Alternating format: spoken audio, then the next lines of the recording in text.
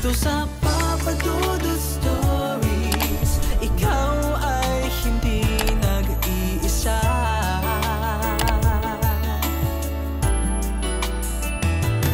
Dito sa Papa Dudut Stories, may nagmamahal sa'yo. Papa Dudut Stories. Papa Dudut Stories. Dear Papa Dudut, sa lahat po ng mga nakatutok ngayon, huwag pong kalimutan mag-like, mag-share at mag-subscribe. Maraming salamat po sa inyong lahat.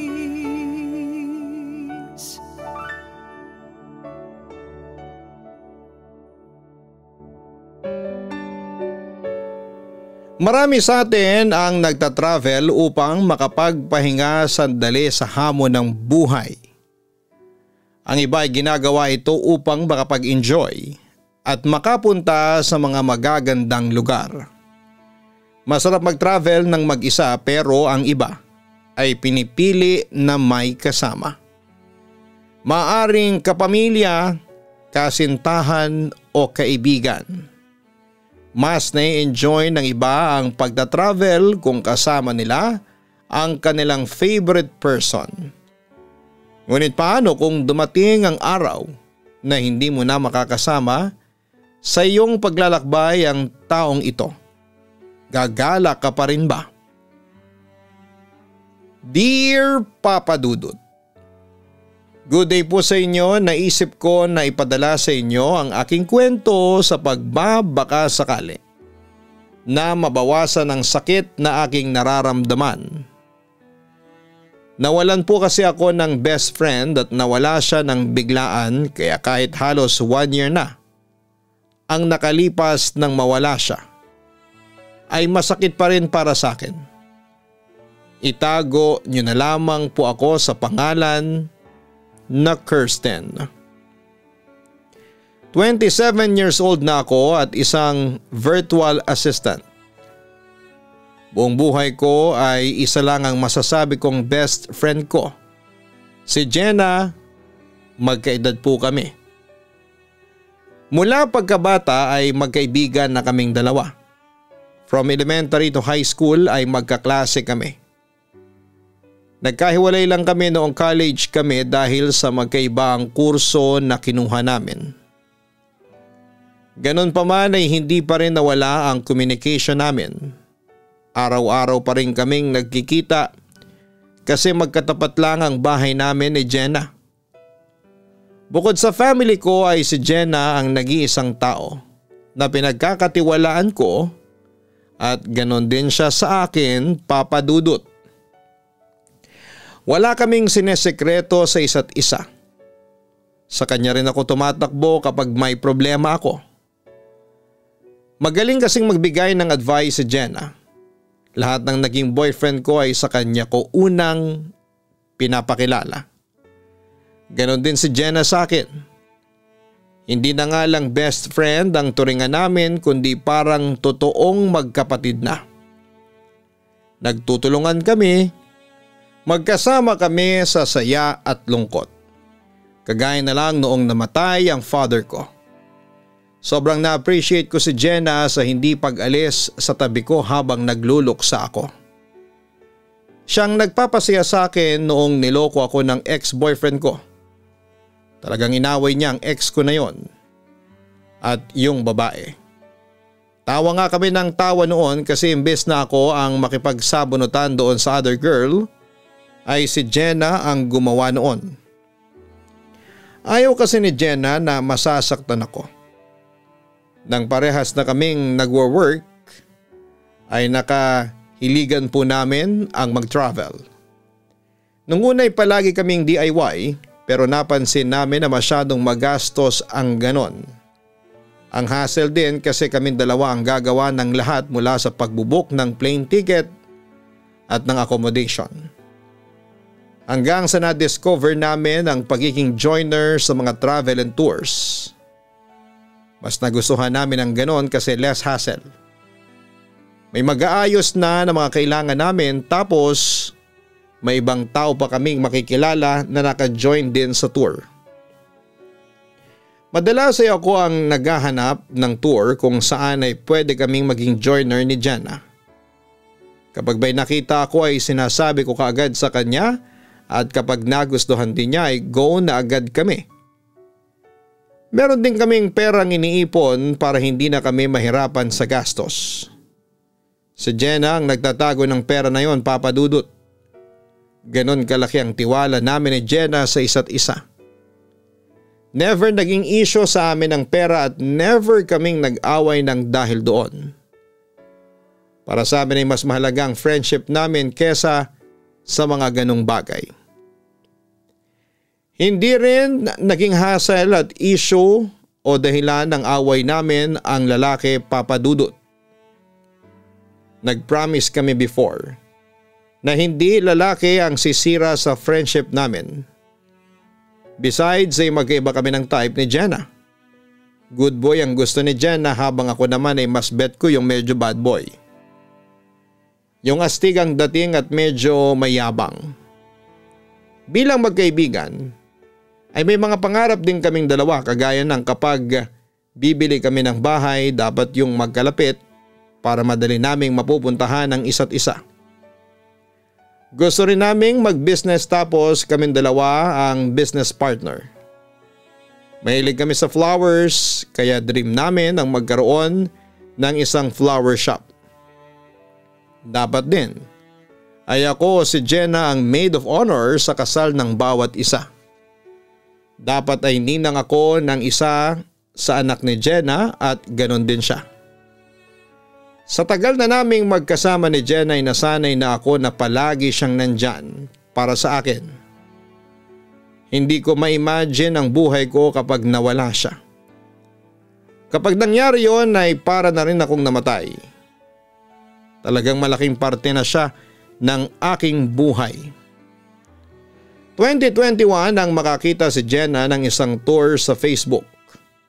2 joiner na lang ang kulang kaya pinareserve na niya ang slot. Hindi na raw niya nasabi sa akin kasi baka raw maunahan pa kami sa available na slot. Ang destination ay sa La Union. Ilang araw ko na kasing sinasabi kay Jenna na gusto kong mag-La Union. Kaya nang makakita siya ng tour papunta roon ay grinab na niya. That time pala ay nag-resign na po ako sa regular job ko dahil na rin sa pandemic. Si Jenna ang nagturo sa akin para maging virtual assistant at kung paano makakuha ng kliyente. Mas nauna kasi siyang maging VA sa akin, Papa Dudut. Mas okay daw na ganon ang aming trabaho para hawak namin ang aming oras at pwede kaming mag-travel at mag-work at the same time. Hindi naman ako nagsisisi sa pagiging VA ko kasi tama ang sinabi ni Jenna. Mas nagkakaroon nga talaga ako ng time sa mga bagay na gusto kong gawin, Papa Dudut. Natuloy kami ni Jenna sa La Union. Bali 10 kaming lahat tapos nasa isang van kami. Napalagay naman agad ang loob namin sa mga kasama namin kasi sobrang kalog nilang lahat. Sa tour na yon ay nakilala ko si Jason. Bad boy look pero joker. Pagdating sa La Union ay dumikit na agad si Jason sa akin. Nakipagkilala siya at dahil ganon ang mga tipo kong lalaki ay in-entertain ko siya. Napansin ni Jenna ang paglapit ni Jason sa akin. Pagsapit ng gabi nang matutulog na kami ni Jenna ay kinausap niya ako. Nakahiwalay pala ang room namin sa iba, Papa Dudut. Ganon kami palagi kasi hindi kami komportableng matulog na may kasamang ibang tao na hindi namin kilala talaga. Bes, napansin ko na parang bet ka ni Jason, turan ni Jenna. Talaga ba? Hindi naman siguro, friendly lang siguro siya, ang sabi ko. Maybe friendly nga siya. Sa sobrang friendly niya, nakita ko sila na nagkikiss nung coordinator natin. Mukhang playboy. Kapag pinormahan ka, basta din mo kaagad, besa, ang sabi pa ni Jenna. Medyo na-hurt ako sa nalaman ko from Jenna, Papa Dudut. After ng La Union ay naging friends kami ni Jason sa Facebook at nanligaw na siya at sa kabila ng paalala ni Jenna ay sinagot ko pa rin si Jason. Nang malaman niyo ni Jenna ay binigyan niya ako ng babala na maging maingat ako kay Jason. Hindi raw maganda ang kutob niya sa lalaking yon. Hindi nga nagkamali si Jenna dahil nahuli ko si Jason na maraming kachat na babae at lahat ay nilalandi niya. Iniwalayan ko na kaagad si Jason kahit masakit para sa akin. As usual kay Jenna ako tumakbo at umiyak ng umiyak.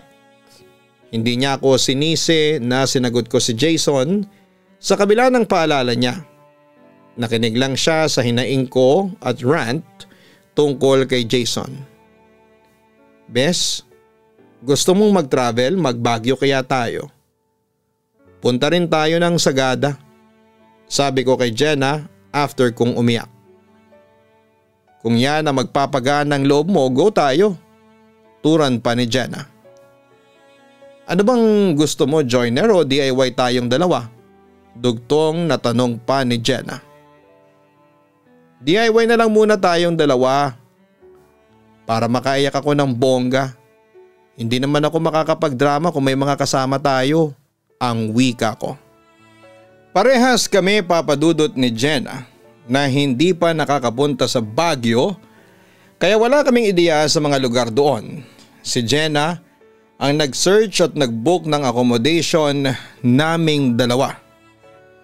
Dahil medyo short sa budget ng time na yon, ay binigyan namin ng 1 buwan ang aming sarili para makapag-ipon ng pera.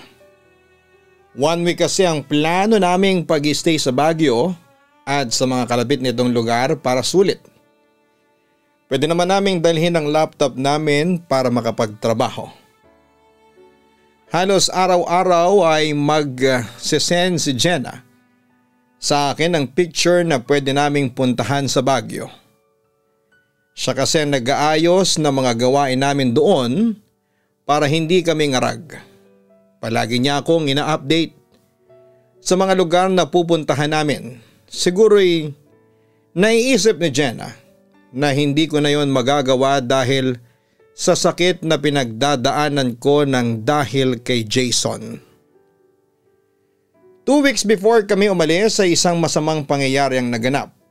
Umaga ay nagpunta ako sa bahay ni Jenna. Naabutan ko siyang nakabihis at nagmamadali. Aniya ay meron siyang pupuntahan. Nagbebenta kasi siya ng mga ukay-ukay items sa online at may buyer daw siya na maraming binili. Kikitain niya lang daw kasi hindi naman ganon kalayo. Gusto sana kitang samahan kaya lang may work ako later, ang sabi ko kay Jenna. Ano ka ba bes, carry lang. Priority talaga dapat ang trabaho para more money, more gala. Saka malapit lang naman yon, babalik din ako mamaya, ang sabi pa ni Jenna. Kahit mag-best friend kami ni Jenna ay hindi kami ganoon kaklingi sa isa't isa. Kaya nanibago ako nang bago umalis si Jenna ay niyakap niya ako ng sobrang higpit. At nag-thank you pa siya kasi naging magkaibigan kaming dalawa. Natuwa ako pero hindi ko alam kung bakit bigla akong kinabahan papadudot. Habang nagwo-work ako ay hindi mawala ang kaba ko. Yung feeling na parang may masamang mangyayari. Hanggang sa naisip ko si Jenna. Kahit alam ko na may gagawin siya ay tinawagan ko siya. Hindi siya sumasagot pero nagri-ring ang phone niya. Inisip ko na lamang na baka kausap na niya yung ka-meet up niya na buyer. Kumakain na kami ng lunch nang biglang kumatok sa bahay ang nanay ni Jenna. Napansin ko kaagad ang namumugto niyang mga mata. Tita, bakit po? Ang kinakabahan kong tanong. Kirsten, samahan mo ako sa ospital. Puntahan natin si Jenna. Umiiyak na sabi ng nanay ng best friend ko. Si Jenna, bakit po? Ano nangyari sa kanya?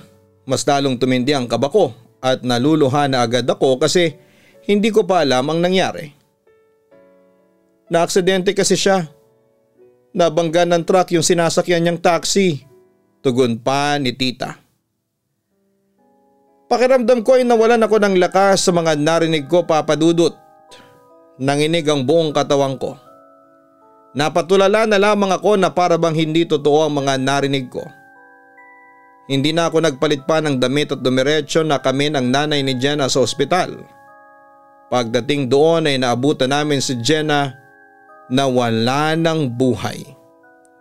Doon ako napahaguluhol at wala na akong pakialam kahit marami ang nakakakita sa aking paglulupasay sa sahig. Hindi ako makapaniwala na kausap ko lang si Jenna noong umaga tapos pagsapit ng tanghali ay wala na siya. Ayaw mag-sink in sa utak ko ang pagkamatay ng best friend ko. Sobrang biglaan ang nangyari, Papa Dudut, at hindi siya kayang iproseso ng utak ko. Pinakremate si Jenna ng family niya. Sa 4 na gabi ng lamay niya ay nandun po ako. Palagi kong hinahawakan ang urn niya habang umiiyak. Hindi ko matanggap na nawala na ang best friend ko at kahit kailan ay hindi ko na siya makakasama pa. Ang daya-daya mo, Bes. Paano na lang ang mga plano at pangarap natin? Paano pa natin magagawa ang mga yon kung nauna ka na? Hindi ko ito kaya. Sobrang daya mo, ang sabi ko habang nakahawak sa urn ni Jenna. Matapos na mailibing si Jenna ay ilang araw akong nakatulala. Maging mga trabaho ko ay naapektuhan dahil hindi ko yon kayang gawin sa kalagayan ko. Nawalan ako ng ganang kumain at palagi akong nakakulong sa aking kwarto at umiiyak. Sobrang sakit na mawalan ng isang tao na kakampi mo sa lahat ng bagay.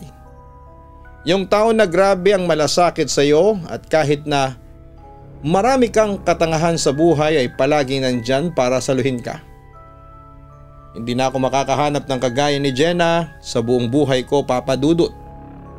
Nag-iisa lamang siya at wala siyang katulad. Hindi ko rin alam kung paano ang mabuhay nang wala siya dahil napakaraming taon na magkasama kaming dalawa, Papa Dudut. Isang umaga kinatok ako ni Mama sa kwarto. Pinapasok ko siya. May dala siyang pagkain para sa akin. Aniya, naiintindihan niya ang pinagdadaanan ko pero huwag ko raw pabayaan ng sarili ko. Kasi hindi matutuwa si Jenna sa ginagawa ko na yon. Masakit daw pero kailangan kong magpatuloy sa buhay at ituloy kung ano man ang mga pangarap at plano namin ni Jenna. Sa sinabi ni Mama ay bigla ko naalala yung plano sana namin ni Jenna na pumunta sa Baguio at sa mga lugar na kalapit noon. Next week pupunta ako ng Baguio, Ma. Tila wala sa sarili na sabi ko. Sinong kasama mo? Tanong ni Mama. Ako lang po. Plano na po namin yun ni Jenna bago siya mawala. Gusto kong tumuloy pa rin kahit nawala siya. Ang sabi ko. Sigurado ka ba na kaya mo mag-isa? Pasamahan kaya kita sa kapatid mo. Wika ni Mama. Hindi na po kailangan. Kaya ko po. Sambit ko. Pinayagan ako ni Mama pero aniya ay mag-update ako sa kanya palagi. Gusto kasi niyang makasigurado na safe ako at nag-promise ako na gagawin ko ang bilin niya. Naisip ko na ituloy pa rin ang pagpunta namin ni Jenna sa Baguio kahit ako na lang mag-isa ang pupunta doon physically. Naniniwala pa rin ako na kasama ko si Jenna kahit ang kaluluwa na lamang niya. Sa mismong araw ng plano naming pagpunta sa Baguio ako umalis, Papa Dudut. Nagdala ako ng isang picture ni Jenna na nakalagay sa frame at nilagay ko yon sa isa kong bag. Para talagang maramdaman ko na kasama ko siya. Isa pa kaming dalawa ni Jenna ang nagplano ng bakasyon. Kaya gusto ko ay parang kaming dalawa pa rin ang pupunta. Habang sakay ako ng bus ay hindi ko naiwasan ang maluha. Isang stranger ang katabi ko noon sa bus na sana'y si Jenna yon. Ilang oras din ang biyahe ko at nagpunta na ako sa hotel na pinabook ni Jenna para sa aming dalawa. Ma'am, for 2 person po ang pinabook ninyo. Sabi niyo po walang yung kasama ninyo. May mga available rooms po kami para sa mga solo traveler. Baka gusto po ninyong ilipat namin kayo para mas makatipid po kayo. Suggestion sa akin ng receptionist. Hindi na po. Doon na po ako sa pandalawahang tao. Okay lang sa akin. Sagot ko. 2 bed sa kwartong pinabook ni Jenna. Pagpasok ko roon ay nilagay ko sa isang bed yung picture ni Jenna. At pagkatapos ay nagpahinga muna ako sa isa pang bed. Pagod na pagod kasi ako sa biyahe at kailangan ko ng pahinga at tulog para may energy ako sa mga pupuntahan ko na plano namin sanang puntahan ni Jenna noong nabubuhay pa siya. Nang magising ako ay madilim na sa buong kwarto. Babangon na sana ako nang may makapa akong bagay sa aking tabi. Nang kukunin ko ang bagay na yon ay nagtaka ako nang malaman na katabi ko na yung picture ni Jenna na nasa frame. Kahit na hindi ko matandaan na tinabi ko yon bago ko humiga, ay hindi ko na lang yon binigyan ng ibang kahulugan. Ang tumakbo sa isip ko ay baka sa sobrang pagod ko ay hindi ko na matandaan na kinuha ko yon at itinabi sa aking pagtulog. Ayaw ko namang isipin na naglakad na mag-isa yung picture o kaya dinala ng kaluluwa ni Jenna sa tabi ko. Sa totoo lang ay matatakutin po ako. Hindi ako nanonood ng mga horror movie dahil sa napapanaginipan ko yon. Gabi na nang magising ako kaya naligo muna ako at naghanap ng pwedeng kainan sa labas. At dahil wala akong mahanap na online ay binalikan ko ang chat namin ni Jenna. At nakita ko na may gusto siyang kainan na restaurant na nagsaserve ng ramen. Tamang-tama yon dahil sa malamig sa Baguio. Pinuntahan ko ang restaurant na yon at kumain na ako. Nag-order ako ng 2 bowl ng ramen para ang isa ay kay Jenna. Talagang inisip ko na kasama ko siya that time, basta sabi ko'y huwag na lang siyang magpapakita sa akin. Kasi kahit best friend ko siya ay matatakot pa rin ako. Kasi multo na siya. Kung magpapakita man si Jenna sa akin ay sa panaginip na lang at huwag sa totoong buhay. Hindi ko po alam kung nakakatulong ba sa pagluluksa ko ang ginagawa ko na yon, Papa Dudut. Kasi gusto kong puntahan ang mga lugar na plinano naming puntahan ni Jenna at alam ko na malulungkot lamang ako sa gagawin ko na yon. Hindi ko ginalaw ang ramen na in-order ko para kay Jenna. After kong kumain ay naglakad-lakad muna ako. Sa paglalakad ko na yon ay nagtaasan ng mga balahibo ko at inisip ko na dahil yon sa lamig ng klima. Bumalik na rin ako sa hotel nang medyo late na. Binuksan ko ang laptop ko at nagtrabaho muna ako. Hindi pa rin kasi ako inaantok dahil nakatulog naman ako pagdating ko roon. Pinatay ko ang lahat ng ilaw sa room. Nakakapagtrabaho kasi ako ng maayos kapag madilim at tahimik. Maganda rin na nasa mataas na floor ang kwarto para hindi ko naririnig ang mga ugong ng sasakyan sa ibaba. Tahimik ako nagtatrabaho nang may naamoy akong kandila at mabangong bulaklak na hindi ko matukoy kung anong klaseng bulaklak. Napahinto ako, walang scented candles at bulaklak sa kwartong yon kaya nagtataka ako kung bakit may naamoy akong ganon. Isa pa ay hindi siya amoy scented candles. Kaamoy siya ng mga normal na kandila. Yung kulay white na mahaba na madalas na dinadala sa sementeryo at inaalay sa mga patay. Medyo kinilabutan ako. Nagkaroon ako ng hinala na baka nagpaparamdam si Jenna sa akin at talagang kasama ko nga siya sa bakasyon na yon. Parang ghost joiner siya. Pinilit kong alisin sa isipan ko ang bagay na yon kasi matatakot lang ako, Papa Dudut. Nakinig ako ng music gamit ang aking earphones pero habang tumatagal ay parang mas tumitindi ang amoy ng kandila at bulaklak. Hindi na ako nakatiis. Tumawag ako ng receptionist at sinabi ko na ang naaamoy ko sa aking kwarto at hindi ko yun nagugustuhan. May umakyat na staff ng hotel sa kwarto ko para i-check ang aking room. "Ma'am, wala naman po ako naaamoy na kandila at bulaklak," sabi ng babaeng staff. "Sure ka ba? Ako kasi meron, ang lakas nga ng amoy eh."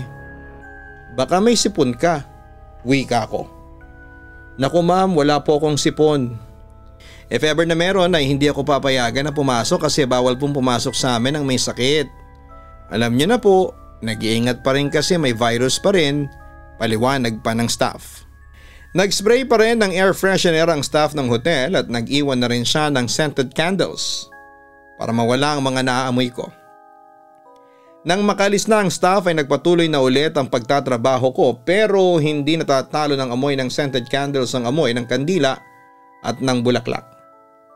Kinabukasan ay sinabi ko sa receptionist na baka pwedeng mag-request na ipalinis ang room kasi hindi talaga nawawala yung amoy. Umalis na rin muna ako ng hotel para pumunta sa mga lugar na pupuntahan namin ni Jenna. Nasa bag ko ang picture niya para kasama ko pa rin siya papadudot. Una kong pinuntahan ang Burnham Park at isinunod ko ang isang botanical garden. Huli kong pinuntahan ay isang flower farm. Nang nasa flower farm na ako ay naiyak na naman ako kasi parehas kaming mahilig sa bulaklak. Nag-take ako ng ilang picture sa flower farm, meron pa nga nahawak ko ang picture ni Jenna. Kung kasama ko lang sana siya roon, sigurado ako na matutuwa siya at mas masaya sana. Kumain muna ako bago ako bumalik sa hotel. Pagod na pagod ako sa mga pinuntahan ko at sa biyahe na rin. Pagpasok ko sa room ay naamoy ko pa rin yung kandila at bulaklak. Sinabi ko ulit yon sa receptionist at nagsuggest siya na ilipat ako sa ibang kwarto. Ayoko sana dahil yon ang kwartong pinabook ni Jenna pero pumayag na rin ako. Kasi baka hindi naman ako makapagpahinga ng maayos dahil sa amoy na yon. Sa kwarto ng pandalawang tao pa rin ako lumipat. Sa unang pasok ko ay wala akong naamoy na kakaiba. Normal ang lahat. Inilagay ko ulit ang picture ni Jenna sa bakanting higaan. After kong maligo ay natulog na ako. Madaling araw ay nagising ako dahil sa sobrang lamig. Patay na nga ang aircon at electric fan lang ang gamit ko pero sobrang lamig pa rin papadudot. Alam ko na normal yon dahil nasa Baguio ako. Pinatay ko ang electric fan at binalot ko ang sarili ko ng makapal na kumot. Pero talagang nanunuot pa rin ang lamig sa akin. Pinilit kong makatulog ulit. Napapapikit na ako nang may naramdaman ako na parang tao na sumampa sa higaan ko. Nakatagilid ako at parang may tumabi sa likod ko. Maya-maya ay na-feel ko na parang may yumayakap sa akin mula sa aking likod. Nagtaasan ang balahibo ko sa braso. Si Jenna ang una kong naisip baka nagpaparamdam siya sa akin. "Bes, kung ikaw man yan, huwag ka nang magpapakita sa akin ha. Alam mo namang matatakotin ako, baka himatayin ako rito." Bulong ko. Hindi ko alam kung paano ko nagawang makatulog sa kabila ng takot na nararamdaman ko. Pagkagising ko kinaumagahan papadudot ay madilim pa rin sa kwarto dahil nakababa ang mga kortina. Dumiretso ako sa banyo para maghilamos. Katapat ng pintuan ng banyo ang salamin sa CR na may sink sa ilalim. Habang naghihilamos ako ay meron akong na-feel na malamig na kamay na humaplos sa bato ko. Napalingon ako sa likuran. Nagpasalamat ako nang wala akong nakita. Kasi kung meron ay baka magsisigaw na ako.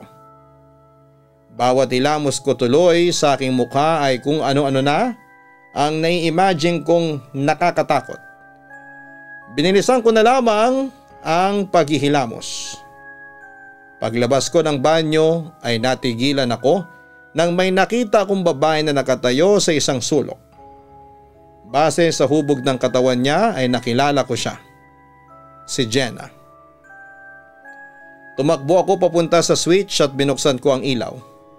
Biglang nawala yung babae na nakita ko. Sa takot ko ay lumabas agad ako ng kwarto at nagpunta sa ibaba ng hotel. Napatanong ako sa sarili ko kung si Jenna ba talaga ang nagpaparamdam sa akin o baka talagang haunted ang hotel na yon. Hindi naman kasi lingid sa kaalaman ko na maraming ghost story sa Baguio at sa ilang lugar doon. Nakakabasa kasi ako noon sa Facebook, hindi nga lang ako sure kung totoo ba ang mga kwentong yon o hindi. Tumambay muna ako sa lobby, may isang lalaking staff na naglilinis doon at kinausap ko siya dahil umasa ako na baka masagot niya ang tanong na gumugulo sa isipan ko. Kinuwento ko muna ang staff at nagtanong ako sa kanya ng mga lugar na pwede kong puntahan at kainan. Marami siyang nasuggest sa akin. Nang nakita ko na medyo nakukuha ko na ang loob niya ay saka ko na tinanong sa kanya ang tanong ko. Kuya, matagal ka na bang nag-work dito? Tanong ko sa staff. Opo ma'am, mga 5 years na, sagot niya.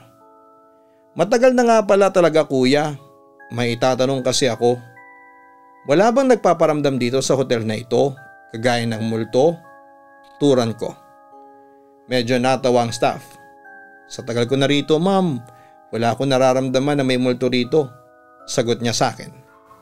Sure ka ba? Baka naman pinoprotektahan mo lang tong name ng hotel. Hindi ko ipagkakalat basta magsabi ka lang sa akin ng totoo, nakangiti kong sabi sa staff. Iginit sa akin ng staff na wala talagang multo sa hotel na yon. Kahit na anong piga ko sa kanya ay wala talaga akong napiga. Aniya kung meron daw ay matagal na siyang nag-resign dahil matatakotin daw siya sa mga ganon. Naramdaman ko naman na nagsasabi siya ng totoo kaya nasabi ko na si Jenna nga talaga ang nagpaparamdam sa akin. Sa hotel na yon, Papa Dudut. Siguro'y ayaw niyang hayaan na magpunta ako roon ng mag-isa. Kaya kahit wala na siya ay sumama pa rin siya sa akin. Pangarap ko na makasama talaga si Jenna sa pagpunta sa Baguio. Ngunit hindi ko inisip na makakasama ko siya sa lugar na yon ng kaluluwa na siya. Malakas ang pakiramdam ko ng moment na yon na sumasama siya sa akin dahil yon ang plano naming dalawa bago siya mawala. Natatakot ako ng time na yon, Papa Dudut, kahit pa kaibigan ko si Jenna. Ay hindi pa rin may pagkakaila na multo na siya. Kaya kahit 1 week ang plano ko na magstay sa Baguio at mga lugar na pupuntahan sana namin ay umuwi na ako sa bahay kinabukasan. Hindi ko na kasi kayang magstay doon nang wala akong kasama. O bakit umuwi ka kaagad? Nagkaroon ba ng problema sa Baguio? Ang nagtatakang tanong ni Mama nang bumulaga ako sa bahay. Wala po, tinatamad po kasi ako. Hindi kasi ako sanay nang walang kasama sa bakasyon. Pagsisinungaling ko. Sa bagay, nasanay ka na kasama mo palagi si Jenna. I hope nag-enjoy ka pa rin kahit papaano sa short stay mo sa Baguio, ang sabi pa ni Mama. Ngiti na lang ang sinagot ko kay Mama. Nagpahinga muna ako at natulog. After a month ay hindi pa rin nawawala sa isipan ko ang pagkawala ng best friend ko, Papa Dudut. Hindi ko alam kung gaano katagal ang dapat kong hintayin upang masanay ako na wala na si Jenna at nauna na siya sa kabilang buhay. Pero gaya ng sinabi ni Mama ay hindi matutuwa si Jenna kung pababayaan ko ang sarili ko. Kaya kahit mahirap pa rin sa akin ay nagpatuloy ako sa aking life. Nag-focus ako sa aking work. Pero paminsan-minsan ay hindi ko pa rin mapigilan ng maiyak kapag naaalala ko po si Jenna. Ilang buwan din akong nasa bahay hanggang sa hinanap ng katawan ko ang pagta-travel. Naghanap ako ng tour sa Facebook kung saan ako pwedeng maging joiner. May nakita akong group about sa mga nagjo-joiner at nakuha ng interes ko ang isang group tour na naghahanap ng joiner. Aakyat sila ng bundok somewhere in Batangas. Minessage ko ang coordinator ng tour at nag-down payment na ako para ma-secure ko ang slot ko. Isang beses pa lang kasi ako nakakakyat ng bundok kaya gusto ko ulit yung ma-experience. Gusto kong pagurin ang sarili ko, baka sa ganung paraan ay makalimutan ko kahit sandali ang pagkawala ni Jenna. Bumili ako ng mga kailangan ko sa pag-akyat ng bundok. Mag-i-stay kasi kami ng 1 night sa itaas ng bundok. Kaya kinailangan ko ng camping equipments kagaya ng tent. hanggang sa dumating ang araw ng pagpunta namin sa Batangas. Nasa isang van kami at 8 kaming lahat. Masaya ang vibes ng mga kasama ko. Pinilit kong sumabay sa kanila kahit na malungkot ako. Ayoko namang dahil sa akin ay masira yung masayang moment.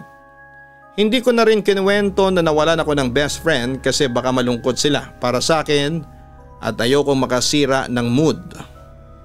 Dahil sa second time ko lang yon na umakyat ng bundok at mataas ang inakyat namin, ay talagang nahirapan ako, Papa Dudut. Maswerte pa rin ako kasi inalalayan ako ng mga kasama ko na sanay sa ganong activity. Pagdating namin sa itaas ay nawala naman ang lahat ng pagod ko nang makita ko ang napakagandang view. And of course, hindi nawala ang picture taking. Nag-set up na rin kami ng tent namin at nag-prepare ng food ang aming coordinator. Tumulong na rin kami sa kanya para maging mabilis ang lahat. Habang kumakain kami ay naalala ko si Jenna. For sure, kung kasama ko siya ay naririnig ko ang reklamo niya kasi ayaw niya nang napapagod. Pinilit kong huwag maiyak kasi alam kong magtatanong ang mga kasama ko. Mag-isa akong natulog sa tent ng gabing yon, hindi ako makatulog kasi hindi ako sanay sa ganong environment. Habang pinipilit kong makatulog ay may narinig akong yabag ng mga paa na naglalakad sa labas ng tent. Para bang paikot-ikot siya. Hindi ko masyadong pinansin kasi baka isa lang sa mga kasama ko o baka yung coordinator namin na chinecheck kung okay lang ba kaming lahat. Makalipas ang ilang segundo ay nawala na ang naglalakad pero may nakita kong anino ng isang tao na nakatayo sa harapan ng tent ko, Papa Dudut. Hindi ko nga alam kung babae ba siya o lalaki. That moment ay naging iba ang pakiramdam ko. Nagtatayuan ng balahibo sa aking mga braso. May takot akong nararamdaman. Nilakasan ko ang loob ko, bumangon ako at tinitigan ko yung anino. Pagbukas ko ng tent ko ay nagtaka ako nang wala akong makitang tao. Patay na ang lahat ng ilaw sa mga tent ng kasama ko kaya ibig sabihin ay tulog na silang lahat at walang nasa labas kanina. Jenna, ikaw ba yan, Bes? Pabulong kong tanong. May malamig na hangin na humampas sa mukha ko nang itanong ko yon. Naramdaman ko si Jenna, Papa Dudut. Alam ko at sure ako na siya ang hangin na yon. Doon ako tuluyang bumigay at hindi ko na napigilan ang pag-iyak at sinarado ko ulit ang tent at tahimik akong umiyak para hindi ako marinig ng mga kasama ko. The next day ay buwaba na kami ng bundok at mas naging madali para sa akin ang pagbaba kesa sa pag-akyat. Pag-uwi ko sa bahay ay natulog agad ako. Nang magising ako ay tinignan ko sa isang mga picture namin sa bundok. Ang iba ay na-upload ko sa Facebook at Instagram. Nilagay ko naman sa story ko sa Facebook yung group picture namin na nilagyan ko ng caption na I wish you're here with me, Bes, and I miss you. Pagkatapos kong mag-upload ng mga pictures sa aking social media ay nag-start na ako magtrabaho. Kailangan kong mag-work para may pang-travel ulit ako. Hindi pwedeng puro ako travel kasi mauubos ang savings ko. Balance dapat ang work at travel. Ayaw ko naman kasing umasa sa parents ko pagdating sa mga ganong bagay. Ilang oras din akong nakatutok sa laptop kahit panay ang tunog ng notification ng phone ko ay hindi ko yun chinecheck. Ganon talaga ako kapag nagtatrabaho, Papa Dudut. Hindi ako nagsa-cellphone para walang distraction. Siguro ay nasa 4 na oras ako nagtatrabaho, Papa Dudut, bago ako huminto kasi nakaramdam na ako ng gutom. Lumabas ako ng kwarto at naabutan ko si Mama na nanonood ng TV sa sala. Tinanong ko siya kung merong pagkain at ang sabi niya ay merong pizza sa ref. Pinag-init niya ako ng isang slice sa kusina na ako kumain. Noon lang ako nag-check ng cellphone. Nasanay na akong tingnan kung sino ang nag-review ng story ko sa Facebook at Instagram. Habang nag-i-scroll ako ng mga viewers ng aking story, kinalabutan ako nang makita ko sa list ang pangalan ni Jenna. Sa pagkakaalam ko kasi walang nakakabukas ng Facebook ni Jenna dahil wala siyang napagsabihan kung ano ang password noon. Bigla naman kasi ang pagkamatay niya. Agad kong tinawagan ang nanay ni Jenna. Hindi na ako nag-abalang puntahan sila sa bahay nila kasi baka wala rin siya roon. Tita, may itatanong po ako. Inopen niyo po ba ang Facebook ni Jenna? Tanong ko sa kanya. Hindi, Kirsten. Sinusubukan ko ang buksan at ng mga kapatid niya pero walang nakakahula ng password niya. Itinigil na nila kasi baka malakang account ni Jenna sa Facebook. Bakit mo pala naitanong? Tura ng nanay ni Jenna. Nag-view po kasi yung Facebook account ni Jenna sa story ko. Wala po akong ideya kung paano yun nangyari. Tugon ko. Kahit ang nanay ni Jenna ay kinilabutan sa sinabi ko. Sinabi ko yon sa mama ko at kahit siya ay kinilabutan. Ani, baka raw kahit wala na si Jenna ay nakabantay pa rin ito sa akin at sa mga ginagawa ko. Baka ganun kalakas ang connection naming dalawa ni Jenna. Isa pang nakakakilabot na nangyari ng araw na yon ay may ilang nakapansin sa group picture namin sa bundok na parang may isang kamay na nakapatong sa balikat ko. Habang nakakbay siya sa akin, papadudot, nasa likod ko kasi yung sinag ng araw tapos yung liwanag ay nag-form siya ng kamay at sumakto sa balikat. Nakapagtataka na pwedeng ma-form ay bakit kamay pa talaga. The next day ay pinuntahan ko yung pinaglagakan ng urn ni Jenna. At kinausap ko siya at natatawa pa nga ako nang sabihin ko sa kanya na ang swerte niya kasi nakakasama siya sa mga pinupuntahan ko ng libre. Naniniwala kasi talaga ako na sumama si Jenna noong nagpunta ako sa Baguio at sa Batangas.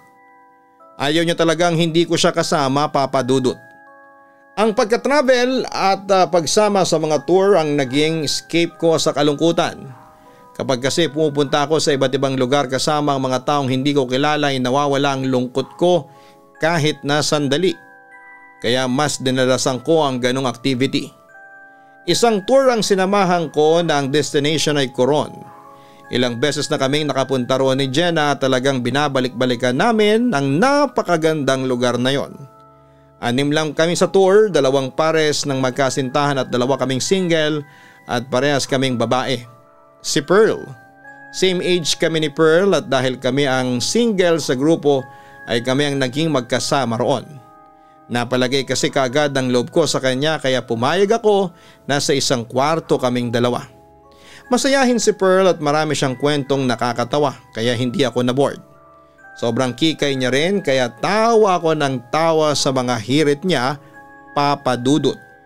Sa last night namin sa Coron habang nag-iimpake kami ni Pearl ay may sinabi siya sa akin na sobra kong kinagulat. May best friend ka ba na ang name ay Jenna? Tanong ni Pearl na talagang kinagulat ko. Hindi ko kasi kinikwento si Jenna sa kanya kaya nagtataka ako kung paano niya nalaman. Paano mo nalaman? Nagtataka kong tanong. Huwag ka sanang matatakot ha. Open kasi ang third eye ko. Noong nakita kita, may nakita akong babae na kasama mo. Kinausap ko siya at nagpakilala siyang best friend mo.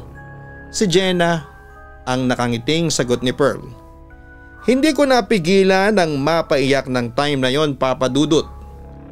Sa sinabi kasi ni Pearl ay nakumpirma ko na palagi kong ang kasama si Jenna.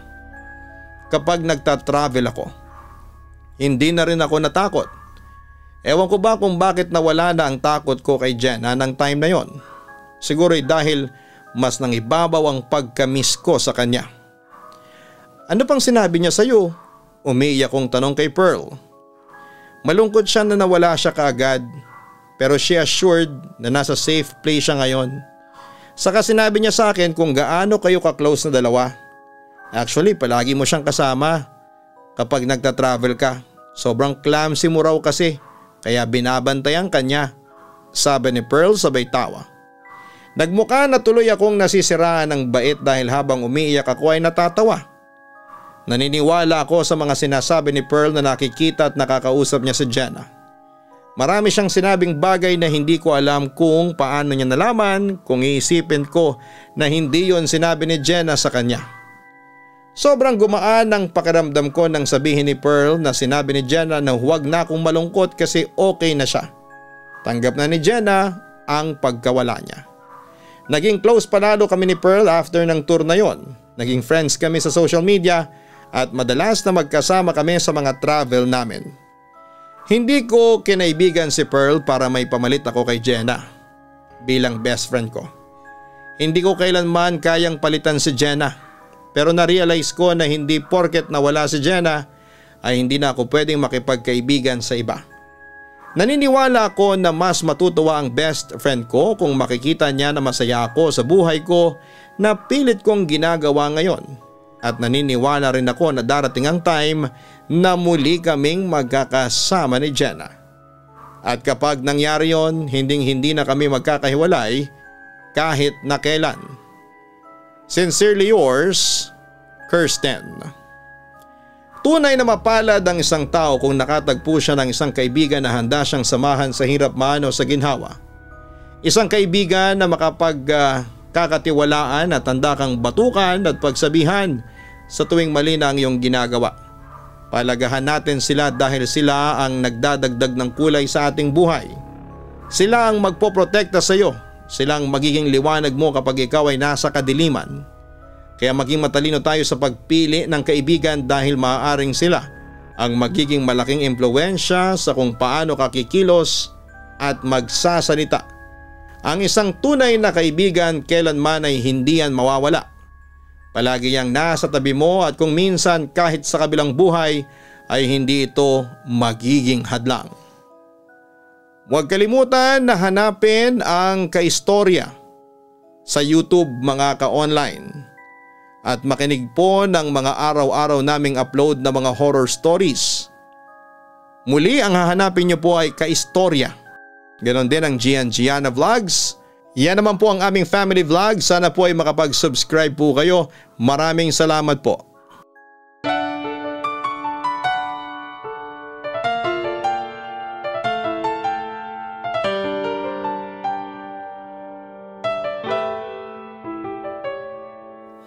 Ang buhay ay mahiwaga, laging may lungkot at saya. Sa Papa Dudut Stories, laging may karamay ka.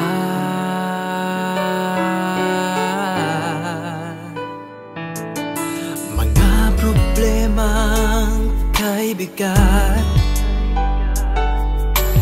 dito ay pakikinggan ka. Sa Papa Dudut Stories, kami ay iyong kasama. Dito sa Papa Dudut Stories, ikaw ay hindi nag-iisa.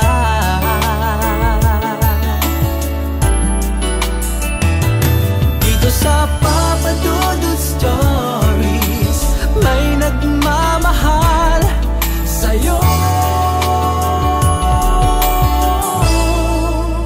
Papa Dudut Stories, Papa Dudut Stories, Papa Dudut Stories.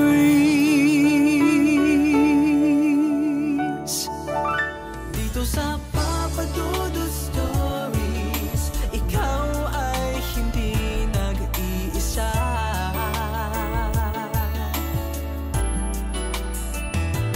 Dito sa